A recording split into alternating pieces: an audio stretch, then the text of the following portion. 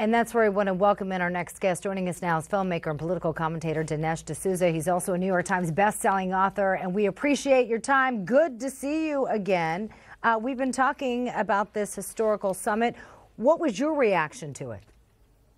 Well, it reminded me, thinking back, of how rare these historical openings are and how important it is to have the right guy in the saddle to take advantage of them.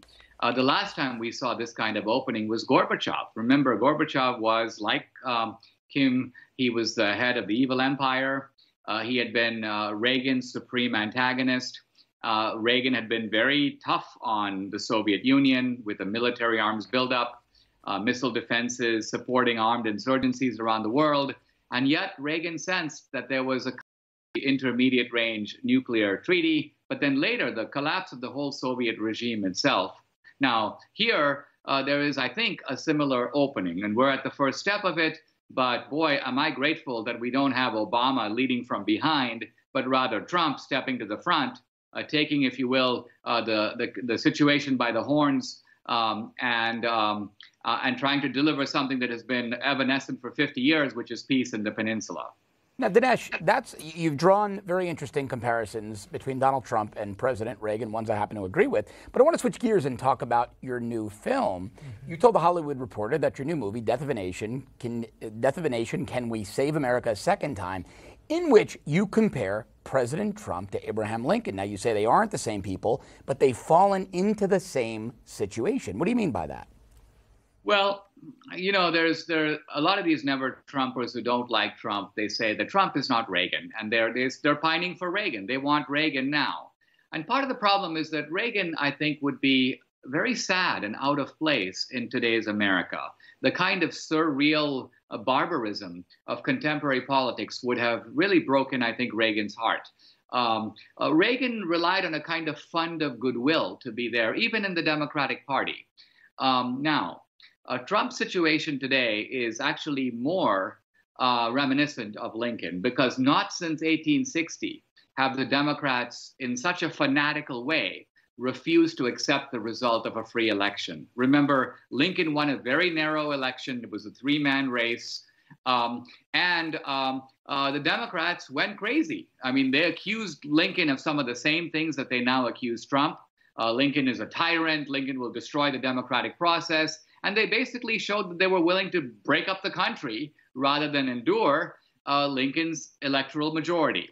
So in that sense, there is a deep similarity between the circumstances facing Lincoln circa 1860 and the situation facing Trump today. Dinesh, I remember one of my very first interviews with anti-colonialism and the role that it played in our politics. And I think at that moment, we could have probably never predicted that it would permeate our culture. Maybe you did. Maybe that's why you were talking about it, to the degree that it did, especially over the Obama regime. But my question to you is, this still categorical denial of what you would think would be an easy win for President Trump, even with Democrats, they shouldn't want nuclear war, right? That's just common sense. And yet they seem to be rooting against him, even clear down to Jim Acosta tossing a question to Kim Jong-un right in the middle of their press conference or their photo op. Hey, are you going to denuclearize? So it's as if they don't want him to have a win, even if it might mean their very own lives at stake. What role does that same attitude that you've been writing about for all this time play in the politics we're watching take place today? You know, again, there is a remarkable similarity between now and the early Civil War period, because even then there was a kind of craziness running through the Democratic Party. By the way, not just the Democratic Party in the South that seceded, but also the Democrats in the North. Lincoln called them the fire in the rear. They were trying to undermine Lincoln from behind Union ranks, and this continued throughout the Civil War. Now, here's the point. And that is that if you think back to the Civil War, think how crazy it is. The North had 20 million people. The South had 11 million, 4 million of whom were slaves. All the ammunition factories were in the North.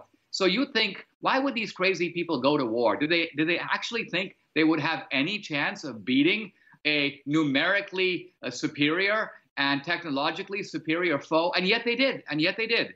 And so similarly here with Trump, we're seeing a certain kind of irrationality, almost hysteria on the part of the progressive left, not just the Democrats, but the media, Hollywood, academia. And in a way, that's playing to Trump's benefit because Trump is actually producing results on the domestic front economically and on the international stage. And these fools are reduced to a kind of petulant Lilliputian hurling of arrows. I think they're going to pay the price in the midterm election. Dinesh, before we let you go, I do want to see how life has been since the president pardoned you. To my understanding, you didn't know the president personally, and you weren't expecting this at all. I mean, I've never met Trump. Quite honestly, if we go back to the Republican primaries, I did not endorse Trump. I stayed out of the primary. I only came on board when Trump became the nominee. So I haven't been, you may say, a Trumpster in that sense. So I didn't feel that Trump owed me anything.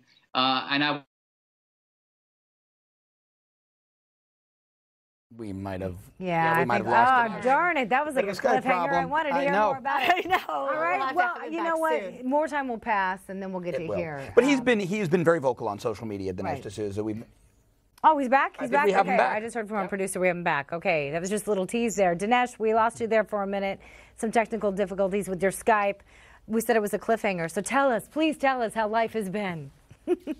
Well, it's been fantastic. And look, in small ways, yes, I don't have to write a judge for permission to travel. I've been doing this interminable community service. That finally stops. I don't have a probation officer coming to visit my house. I can vote again. I can own a firearm. So I've gotten my rights and my full American dream back. That alone is fantastic. But I'll tell you the best thing about all this, not only does it lift the felon label off of my back, but it's a giant up yours to Obama. Mm-hmm. Wow. Okay. So you said you weren't a Trumpster before, so he had no particular loyalty to you, but are you a Trumpster now? I'm kind of a Trumpster now, and it's because that wasn't even a fair question, Dinesh. Yeah, that wasn't a fair question. But I do want to ask you, with your film, I heard a rumor that you were making this film before, like long before you were even told about this pardon, obviously. Oh gosh, we've been at this for a year. We scripted it in the fall. We were shooting in Europe in January. So the sort of notion that somehow I'm releasing this film as a sort of thank you to Trump is preposterous. Yeah. This cake has been in the oven for a while. But I am very excited about the film being released into 1,000 theaters first week of August. I'd like to urge people to mark your calendar and go the opening weekend because it's a little known fact about films that their fate depends on the opening weekend. If we do well in the opening weekend, we'll be in even more theaters the next week. So if you want to put fuel in our rocket, go see the film right away. And remind us again the name of the film so we can see it day one.